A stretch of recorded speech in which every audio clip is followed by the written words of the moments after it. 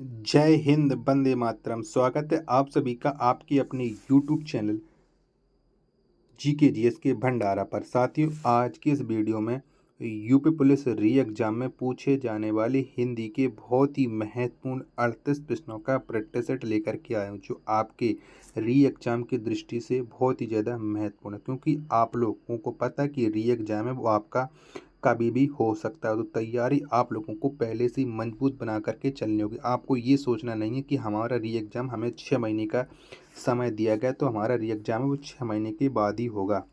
तो ऐसा नहीं है, तैयारी आप लोग अभी से करिएगा और इस प्रैक्टिस सेट को आप लोग लगातार करते रहिए, क्योंकि मैं आपको लगातार प्रैक्टिस सेट करवा रहा हूँ जो आपके एग्ज़ाम की दृष्टि से बहुत ही ज़्यादा महत्वपूर्ण है। तो फिर चलिए शुरू करते हैं। तो प्रश्न संख्या आपके सामने 39 है कि निम्नलिखित वर्गों में से कौन सा मूर्धन्य ध्वनियों का है। तो बताओ इनमें से कौन सा वर्ग है जो मूर्धन्य ध्वनियों का है। प्रश्न संख्या 39 का राइट आंसर है वो क्या हो जाएगा। तो जो टा वर्ग होता है ये मूर्धन्य ध्वनियों का होता है, ये आपको पता है। तो 39 का जो राइट आंसर होगा वो ऑप्शन संख्या बी है, वो इस प्रश्न का राइट आंसर है हो जाएगा। प्रश्न संख्या 46 है आपके सामने कि निम्नलिखित में से दंत ध्वनि है। तो बताओ इनमें से कौन सी है जो दंत ध्वनि है। 40 का राइट आंसर है क्या हो जाएगा। तो ता, कौन सा ता, ये एक दंत ध्वनि है। 40 का आंसर है ऑप्शन संख्या सी है, वो इस प्रश्न का राइट आंसर हो जाएगा। प्रश्न संख्या 41 है आपके सामने कि वर्तनी की दृष्टि से शुद्ध शब्द का चयन कीजिए। तो बताओ इनमें से वर्तनी की दृष्टि से है कौन सा शब्द शुद्ध है। 41 का राइट आंसर है क्या हो जाएगा। तो वर्तनी की दृष्टि से ये एक शुद्ध शब्द हो जाएगा टिप्पणी। क्या टिप्पणी, ऑप्शन क्या डी है, वो इस प्रश्न का राइट आंसर है हो जाएगा। प्रश्न संख्या 42 है आपके सामने कि शुद्ध वर्तनी का चयन कीजिए। तो बताइए इनमें से कौन सी वर्तनी है जो शुद्ध है। प्रश्न संख्या 42 का राइट आंसर क्या हो जाएगा। तो कुमुदनी, कुमुदनी की वर्तनी कौन सी है शुद्ध है। तो ये है ऑप्शन संख्या सी वाली। कौन सी, सी वाली जो कुमुदनी है ये वाली सही लिखी है। 42 का राइट आंसर है वो ऑप्शन संख्या सी इस प्रश्न का राइट आंसर हो जाएगा। साथियों, ये प्रैक्टिस सेट पसंद आए तो इस प्रैक्टिस सेट को आप लाइक और इसे आप अपने सभी दोस्तों के पास जरूर शेयर करना जो आपके साथ यूपी पुलिस री एग्जाम के लिए दिन रात मेहनत कर रहे हैं। प्रश्न संख्या 43 है आपके सामने कि गमन शब्द को विपरीतार्थक बनाने के लिए आप किस उपसर्ग का प्रयोग करेंगे। तो कौन से इस उपसर्ग का प्रयोग करेंगे। तो इसका विपरीतार्थक होता है गमन का आगमन। तो ऑप्शन संख्या बी, इसमें जो हम आ उपसर्ग का प्रयोग कर देंगे जिससे ये विपरीतार्थक बन जाएगा। 43 का आंसर है वो बी इस प्रश्न का राइट आंसर है हो जाएगा। प्रश्न संख्या 44 है आपके सामने कि चर्मकार प्रभाकर में कौन सा प्रत्यय निहित है। तो बताइएगा इनमें से कौन सा प्रत्यय लगा हुआ है। तो चमरकार और प्रभाकर इसमें है, चमरकार में हो जाएगा कार और इसमें हो जाएगा कर, यानी ऑप्शन संख्या ए। 44 का ऑप्शन संख्या ए है वो इस प्रश्न का राइट आंसर है हो जाएगा। प्रश्न संख्या 45 है आपके सामने कि तरंग शब्द का पर्यायवाची है। तो कौन सा है जो तरंग का पर्यायवाची हो जाएगा। तो उर्मी, क्या उर्मी जो शब्द ये तरंग का पर्यायवाची है। 45 का आंसर है वो ऑप्शन संख्या डी इस प्रश्न का राइट आंसर है हो जाएगा। प्रश्न संख्या 46 है आपके सामने कि जंगल शब्द का पर्यायवाची है। तो बताओ इनमें से कौन सा है जो जंगल का पर्यायवाची हो जाएगा। प्रश्न संख्या 46 का राइट आंसर है वो आप लोगों को बताना है। तो आप जानते कि कांतार, क्या कांतार ये जंगल का पर्यायवाची होता है। 46 का आंसर है ऑप्शन संख्या सी इस प्रश्न का राइट आंसर है हो जाएगा। प्रश्न संख्या 47 है आपके सामने कि उपकार शब्द का विलोम है। तो बताइएगा उपकार का कौन सा विलोम शब्द हो जाएगा। 47 का राइट आंसर। तो उपकार का जो विलोम शब्द होता है वो अपकार होता है, यानी 47 का राइट आंसर है वो ऑप्शन संख्या सी इस प्रश्न का राइट आंसर हो जाएगा।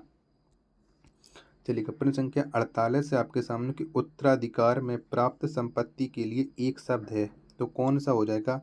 उत्तराधिकार में प्राप्त संपत्ति के लिए एक शब्द, तो इसके लिए जो एक शब्द होता है वो होता है रिक्त है। क्या रिक्त। 48 का आंसर है वो ऑप्शन संख्या ई है इस प्रश्न का राइट आंसर है हो जाएगा। प्रश्न संख्या 49 है आपके सामने कि गिरा हुआ के लिए एक शब्द है। तो क्या हो जाएगा? गिरा हुआ के लिए एक शब्द, तो इसके लिए एक शब्द हो जाएगा पतित। क्या? पतित। ये गिरा हुआ के लिए एक शब्द हो जाएगा 49 का राइट आंसर। जितने भी लोग ऑप्शन संख्या ए बता रहे हैं उन सब लोगों का ये राइट आंसर है, हो जाएगा। प्रश्न संख्या 50 है आपके सामने कि तद्भव शब्द का चयन कीजिए। तो आपको बताना है कि इनमें से कौन सा है जो तद्भव शब्द है। प्रश्न संख्या 49 का राइट आंसर है वो क्या हो जाएगा? सॉरी 49 का नहीं, 50 का राइट आंसर है क्या हो जाएगा? तो निडर। निडर ये एक तद्भव शब्द है। 50 का आंसर है ऑप्शन संख्या बी इस प्रश्न का राइट आंसर है, हो जाएगा।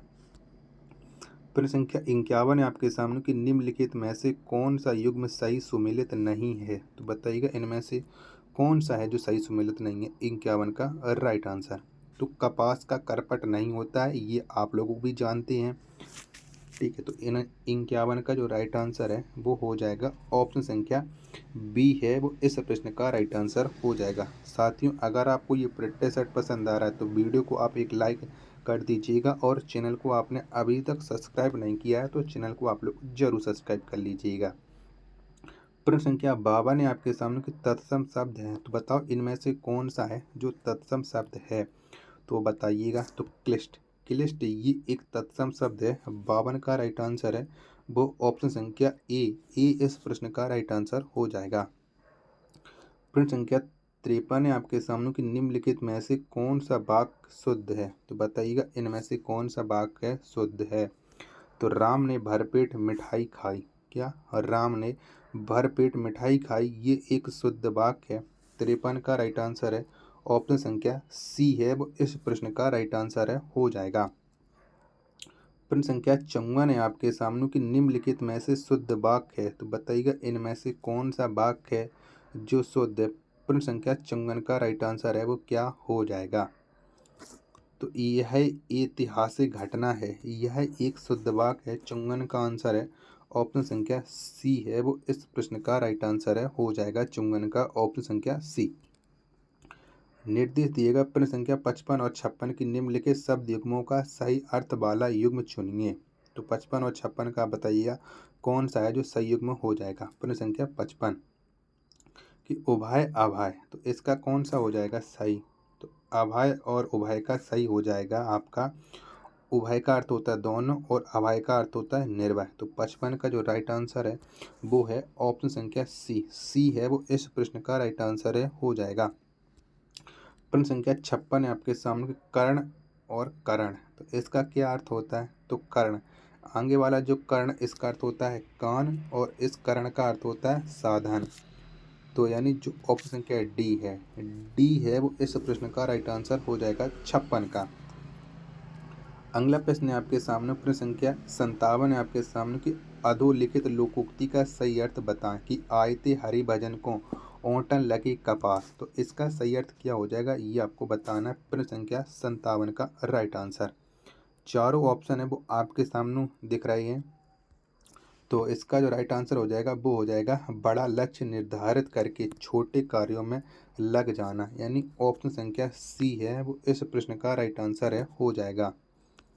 चलिएगा प्रश्न संख्या 58 है आपके सामने कि पारा उतरना मुहावरे का अर्थ है। तो क्या हो जाएगा पारा उतरना। तो पारा उतरना मुहावरे का जो अर्थ होता है वो होता है क्रोध कम हो जाना।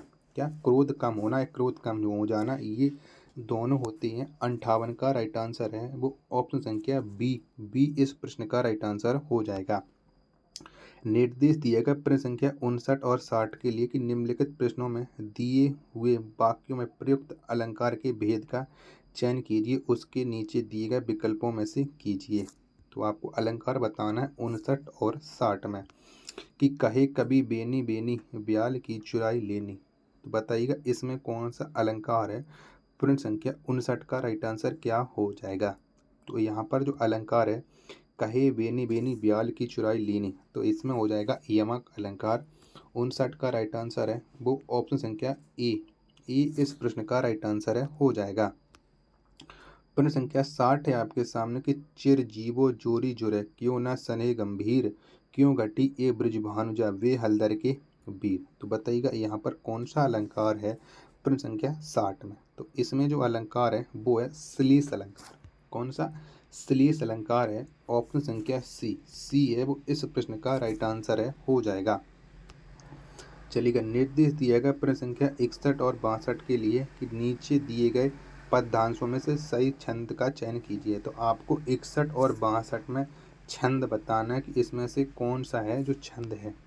तो प्रश्न संख्या 61 क्या है कि सब भांति सुशासित हो जहाँ समता के सुकर नियम, बस उसी स्वशासित देश में जागे है जगदीश हम। तो बताइएगा यहाँ पर कौन सा छंद हो जाएगा 61 का राइट आंसर। तो यहाँ पर है छप्पा है। क्या? यहाँ पर छप्पा छंद है। तो 61 का जो राइट आंसर है वो ऑप्शन संख्या सी इस प्रश्न का राइट आंसर है, हो जाएगा। प्रश्न संख्या 62 है आपके सामने कि अति निकट गोदावरी पाप संहारणी चल तरंग तंगावती चारु संचारणी। तो बताइएगा यहाँ पर कौन सा छंद हो जाएगा। तो यहाँ पर है मनहारण छंद। क्या? मनहरण छंद है। तो 62 का जो राइट आंसर है वो ऑप्शन संख्या ए है वो इस प्रश्न का राइट आंसर है, हो जाएगा 62 का। प्रश्न संख्या 63 है आपके सामने कि देख समस्त बिंदु सेतु से मुख में यशोदा विस्मय सिंधु में डूबी, नीचे दी गई पंक्तियों में कौन सा रस है। तो बताइएगा 63 में कौन सा रस है। तो इसमें जो रस है वो है अद्भुत रस। कौन सा है? अद्भुत रस है। 63 का आंसर है वो ऑप्शन संख्या ए है वो इस प्रश्न का राइट आंसर है, हो जाएगा। साथियों, अगर आपको ये प्रैक्टिस सेट पसंद आ रहा है तो प्लीज़ आप वीडियो को एक लाइक जरूर कर देना, और चैनल को आपने अभी तक सब्सक्राइब नहीं किया है तो चैनल को आप लोग जरूर सब्सक्राइब कर लीजिएगा। प्रश्न संख्या 64 है आपके सामने कि वह भाई जो अन्न माता से उत्पन्न हुआ हो कहलाता है। तो वो क्या कहलाता है? तो जो भाई अन्न माता से उत्पन्न हुआ हो वो अन्योदर कहलाता है। 64 का आंसर है ऑप्शन संख्या ए इस प्रश्न का राइट आंसर हो जाएगा। निर्देश दिया गया प्रश्न संख्या 65 और 67 के लिए कि निम्नलिखित प्रश्नों में दी गई रचनाओं की रचयिताओं का नाम बताइएगा। तो 65, 66 और 67 में आपको लेखक के नाम बताना है। तो जनमय का नाग यज्ञ, तो ये कौन से लेखक की रचना है? जन्मेजय का नाग यज्ञ। तो ये जो रचना है वो जयशंकर प्रसाद की है। किसकी है? जयशंकर प्रसाद की है। तो 65 का जो राइट आंसर हो जाएगा वो हो जाएगा ऑप्शन संख्या बी है वो इस प्रश्न का राइट आंसर हो जाएगा। प्रश्न संख्या 66 है आपके सामने की मृगावती। तो मृगावती किसकी रचना है? तो मृगावती जो रचना है वो है कुतुबन की। किसकी है? कुतुबन की है। 66 का जो राइट आंसर हो जाएगा वो हो जाएगा ऑप्शन संख्या बी ए प्रश्न का राइट आंसर है, हो जाएगा। प्रश्न संख्या 67 है आपके सामने कि पुष्प की अभिलाषा कविता। तो ये किसकी रचना है? पुष्प की अभिलाषा। तो ये है माखनलाल चतुर्वेदी की। किसकी है? माखनलाल चतुर्वेदी की है। 67 का राइट आंसर है वो ऑप्शन संख्या सी ए प्रश्न का राइट आंसर है, हो जाएगा। निर्देश दिएगा प्रश्न संख्या 68 से 70 के लिए कि निम्नलिखित प्रश्नों में से दिए गए वाक्यों में से कुछ त्रुटि है और कुछ ठीक हैं। तो वाक्य जिस भाग में त्रुटि हो उस भाग का अक्षरांक ए बी सी तथा डी ही आपका उत्तर है। यदि वाक्य में कोई त्रुटि ना हो तो कोई त्रुटि नहीं है को उत्तर के रूप में चिन्हित कीजिए। तो चलिए आपको 68, 69, 70 में त्रुटि बताना है। तो पढ़ते हैं पहले कि विज्ञान के द्वारा प्रदत्त सत्य सार्वभौमिक होते हैं, कोई त्रुटि नहीं है। तो कौन से भाग में त्रुटि है? तो यहाँ पर जो त्रुटि है वो है ऑप्शन संख्या ए में। यहाँ पर विज्ञान के द्वारा विज्ञान से हमें प्रदत्त सत्य ये होना चाहिए था। तो 68 का जो राइट आंसर है वो ऑप्शन संख्या ए है वो ए प्रश्न का राइट आंसर है, हो जाएगा। प्रश्न संख्या 69 है आपके सामने की उन दो विषय के अनुभव ने मुझे कप्तानी की मुसीबतों का ऐसा एहसास करा दिया, कोई त्रुटि नहीं है। तो बताओ किस भाग में त्रुटि? 69 में। तो यहाँ पर जो त्रुटि है ऐसा एहसास करा दिया, इस भाग में त्रुटि है। मुसीबतों का एहसास नहीं होता, मुसीबतों का अनुभव होता है, यहाँ पर होना चाहिए था। तो 69 का जो राइट आंसर है वो ऑप्शन संख्या सी भाग में त्रुटि है। प्रश्न संख्या 70 और लास्ट प्रश्न आज के इस सेट का कि जापान के संसद सभासदों के एक शिष्ट मंडल ने मुख्यमंत्री से भेंट की, कोई त्रुटि नहीं है। तो यहाँ पर संसद सभासद ने दिया, यहाँ पर होना चाहिए थे जापान के सांसदों ने। ठीक है, तो 70 का जो राइट आंसर है वो ऑप्शन क्या ए वाले भाग में त्रुटि है, तो ए इस प्रश्न का राइट आंसर है हो जाएगा।